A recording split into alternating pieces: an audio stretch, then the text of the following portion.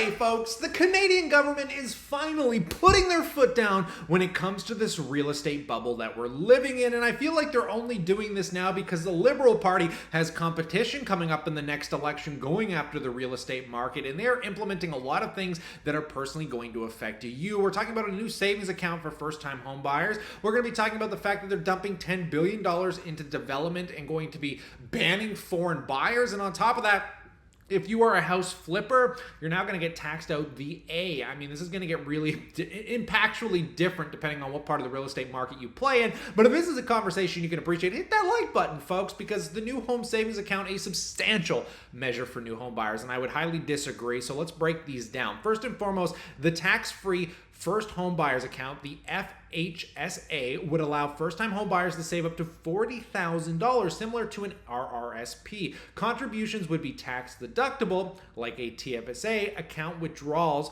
to buy the first home, including investment income. So let me just explain this in a real simple manner. Many people know the registered retirement savings plan is a tax account, a tax haven account, where basically when you contribute capital, it gets deducted from your income. So you get tax savings from that earned income, and then you can invest it, make tax-free capital gains and dividends, but when you draw against it, usually not till retirement, you're going to pay taxable income on whatever you withdraw. However, they do have a plan. The government implemented a plan years ago where basically if you draw, I think it's up to $40,000 to buy a house or use it for a down payment, you wouldn't have to pay any tax on the withdrawal, but you would have to kind of use it as a personal loan and pay it back over time. This new account operates very similarly, where basically you don't have to pay any tax on the income that you deposit in that account. You can make cap gains and dividends tax-free, and when you withdraw it, you can only withdraw it to buy a house, but you do not have to use it as a personal loan, and you don't have to pay any taxes pulling that money out. This is something I will personally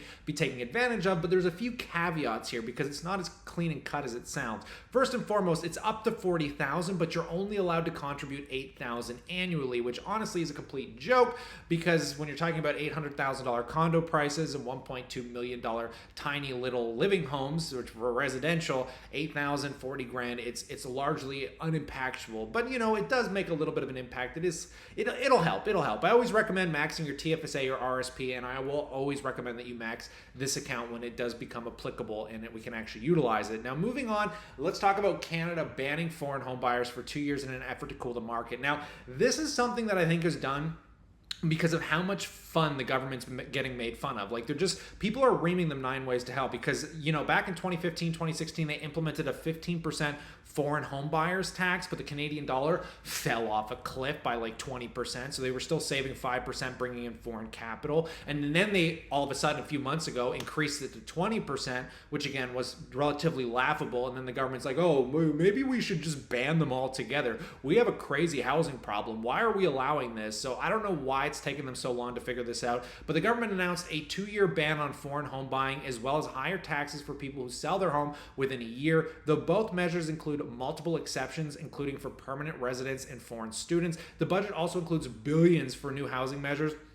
to help Canadians trying to get into the market, including a new savings account and changes to the first-time home buyers tax credit. So let me put this in perspective here real quick, because if you're trying to flip homes, you're royally going to get screwed here, because basically, like short-term capital gains when you're trading stocks, now if you buy a house, sell it 3 months later, make 100 grand, it's going to count toward full taxable business income, which basically just means it's going to put you in this really high taxable bracket, which kind of sucks, but I'm not somebody that's flipping a home. I know a lot of people that have been, so they're going to be less inclined to do that, which could also screw up some of the supply and demand on the market. However, guys, when it comes to the foreign buyers thing, I really feel like this is, again, just a slap to the face on something they should have done years ago. And when you kind of accumulate all of this together, like I said, the only reason I think they're doing this is because the Liberal Party obviously wants to continue to get elected, and they know this is going to be the next discussion moving forward. Now, this is going to take years to kind of subside into the market and just the general housing prices, but luckily we are starting to see the market cool off. We are starting to see prices slowly start to come down.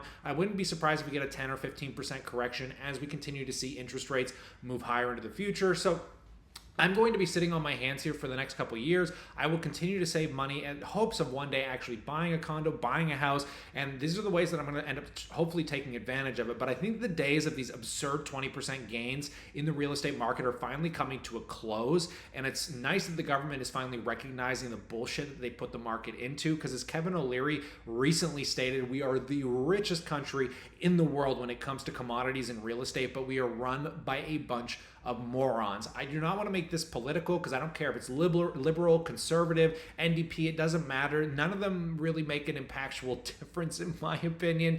I don't, like I said, I'm not going to make this political, but I'm going to pass that question off to you at this point, folks. I'd love to know what you think about this general topic and what's going on here in Canada. I honestly think this is the first stint into making a big difference for people like myself finally being able to afford a home.